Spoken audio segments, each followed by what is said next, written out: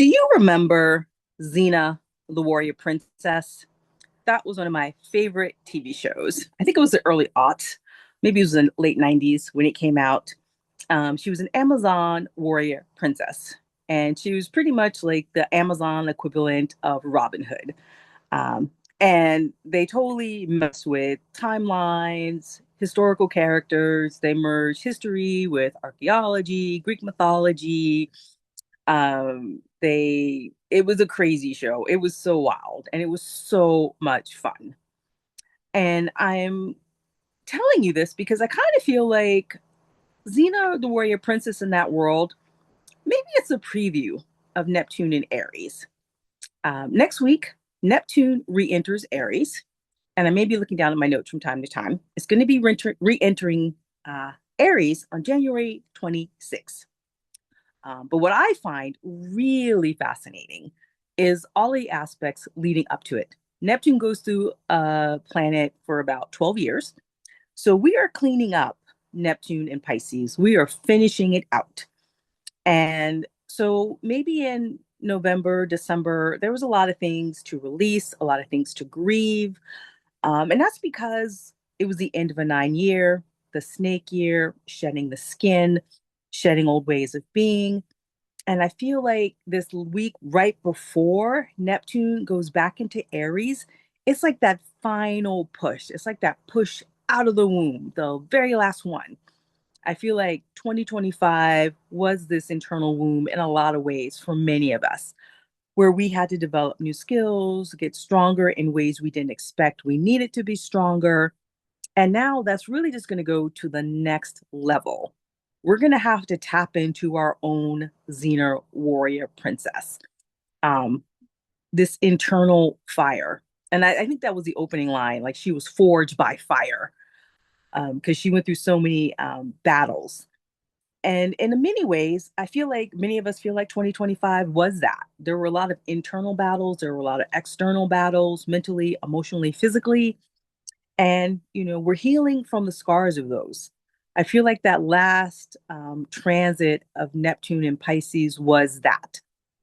So the week before, we have several aspects which are really asking us to release negative thinking or negative self beliefs, old patterns that no longer serve us, so that we can enter Neptune in Aries these next 11 years from a new space. We can receive new information, have a new vision. But I'm going to get back into that. I want to go into the aspects first. And before I do that, I'm going to ask you to like the video, subscribe to the channel. It does help me get the message out to more people. I really do appreciate the support. Welcome back if you're returning, and welcome if you're new. Again, Darice, Moonlife Illuminated. Now, the week before Neptune goes back into, or excuse me, re-enters Aries, um, we have the sun squaring Uranus on January 20th. The sun, our identity, how we see ourselves. Uranus, the planet of disruption, the unexpected. So maybe around this time, you're going to be asked to look at yourself in a new way. Something may happen, someone may say something to you, or maybe you'll finally have an epiphany around what you've been grieving these last few weeks that shaped who you are, how you see yourself, how you see the world. And then that same day, like 40 minutes later, we have Mars sextiling Saturn. So Mars, our inner warrior, our courage, our bravery. Um, how do we step up in the world? It's going to be supported by Saturn, the taskmaster, the boundary keeper, the container that allows us to bring manifestation into form.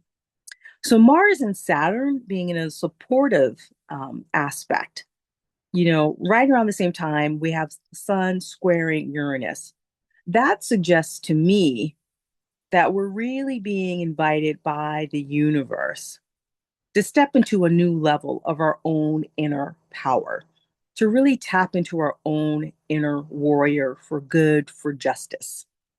And especially because the very next day, I'm so excited about this. We have a Mercury Cazimi. That's when the Mercury is in the heart of the sun. And normally Cazimis happen in the middle of a Mercury retrograde. It's like the break, that like sunshine that comes after the storm of whatever Mercury retrograde is kicked up. But this Mercury Cazimi is not during a Mercury retrograde. Mercury is direct. So I feel like that supercharges this Mercury Cazimi. Like it's really asking us to have a whole new way, to be willing to look at ourselves, our lives from a whole new vantage point, a whole new perspective. Um, because the next day after this Mercury Cazimi, I'm telling you, this week is crazy. We have Mercury conjunct Pluto. So Mercury, how we communicate, how we digest information, our everyday habits, is going to be supported by Pluto, the powerhouse, the death rebirth planet, and the next day after that, the sun is then conjunct Pluto. So crazy supportive aspects here around how we see ourselves, how we move through the world. Like if there was ever a week to be willing to let go of old beliefs, old patterns, be willing to just finally drop them like an old cloth that no longer serves you, this is the week for it. Because that week ends with with Mars sextiling Neptune. So here we go. Like a few days before Neptune actually goes back into Aries, we have Mars again, courage, bravery, our divine masculine, supporting Neptune, which is its highest expression is about our spiritual wisdom, our spiritual journey, our ability to imagine and envision. So I feel like all of this stripping away of what no longer serves us. The Neptune in Pisces grieving that Neptune in Pisces has asked us to do, the shadow work that Neptune in Pisces has invited us to do. We are closing it out if we're willing to be open and receptive to releasing what is no longer serving us so that we can then go into Neptune in Aries fired up by a new vision. Or maybe even if you don't have a new vision, maybe it's a new level of your vision. Maybe it's a new way to step into how you want to implement your vision, how you want your business to serve the world.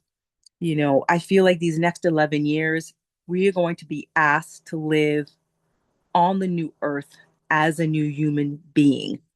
And I feel like all of these aspects leading up to Neptune re entering Aries, it's just the universe saying, I got you. I am supporting you.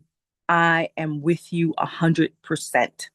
We have a lot of cosmic energy coming into the planet, moving through many of us, whether you're conscious of it or not conscious of it. You're probably feeling the shift, the change.